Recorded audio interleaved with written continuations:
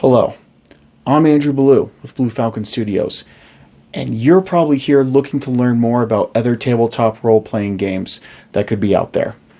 I'd like to talk to you about one right now. Mine. So, Solar Arcanum 2199 is a science fantasy setting for tabletop role-playing games using the polyhedral dice system. It is a setting that was inspired by fantasy settings and space sci-fi alike. The ability to traverse the stars in wondrous spaceships alongside wizards able to cast portals and fireballs. Now, Solar Arcanum was inspired by Star Wars, Aliens, Cyberpunk, Guardians of the Galaxy, and Firefly, and is supposed to capture the first generations of widespread human venture into the vastness of space, with the grungy, worn feel ships of the Nostromo and the Millennium Falcon. Meanwhile, human advancement has progressed in multiple ways. In this world, magic invaded the world millennia ago, and humanity has found ways to harness it. Other supernatural powers are available, such as psychics and cybernetic enhancement.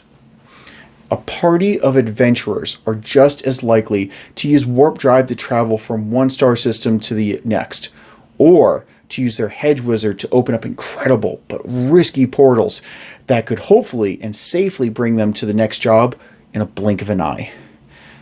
Starting adventure sets the party as a group of fledgling adventurers, struggling to support their newly acquired ship in order to take on jobs abroad. The first mission that falls into their lap seems simple enough. Courier a data chip to someone a few systems over. Trade it with the client for a data chip that they have, and bring it back to your client to get paid. It provides a comprehensive demonstration of the dice system and mechanics for the game. Social and combat skills are put to the test, including showcasing the creative team-based vehicle combat. It is also the launching point for a much deeper campaign, or for the players to take off on their own into a galaxy worth of adventure and excitement. So let's talk a little bit about the game mechanics. Solar Arcanum 2199 uses what I call the polyhedral dice system, which is centered around dice pools to determine the outcome of actions and efforts made by the characters in the game. Your attribute and skill values directly tie into what your dice pool looks like each time. Your attribute dice are represented by 8-sided dice, and your skill dice are represented by d10s. All dice in the pool work in the same manner. The top half of the dice is a success, the bottom half is a failure. Top number is a critical success, and 1 is always a critical failure. The pool itself requires a certain number of successes in order for the action to be a success. What else about the system provides a creative experience compared to other games? So Solar Arcanum uses a vitality and wound system.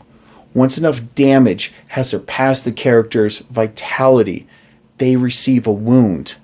Once they have filled their wounds, then they could become incapacitated or possibly dying.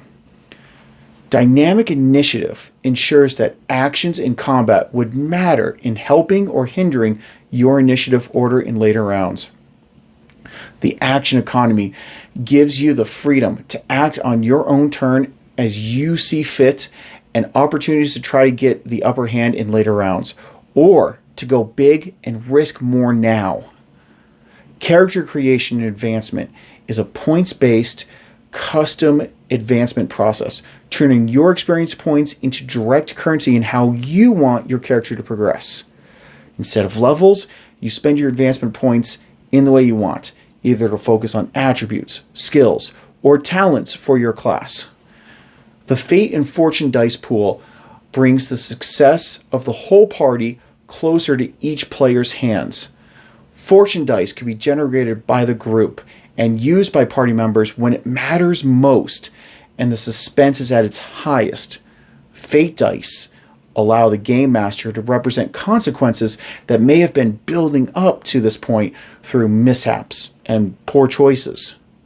Finally, the team-based vehicle combat system gives all players a chance to contribute to a combat on a space fleet scale. All players can perform actions that affect their own ship or the enemy alike, and ensure that there are no back seats when it comes to any combat scenario. So, a lot of the upcoming podcasts that I'm going to be doing are going to be geared towards the new core Arcanum system, showcased in the new dark fantasy setting, Legend Arcanum. It doesn't mean that Solar Arcanum will be going away or will be forgotten.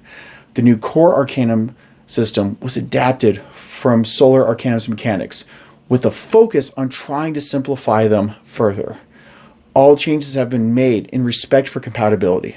Solar Arcanum will receive a new edition that will align with core Arcanum, and converting to either rule system will be easy to do.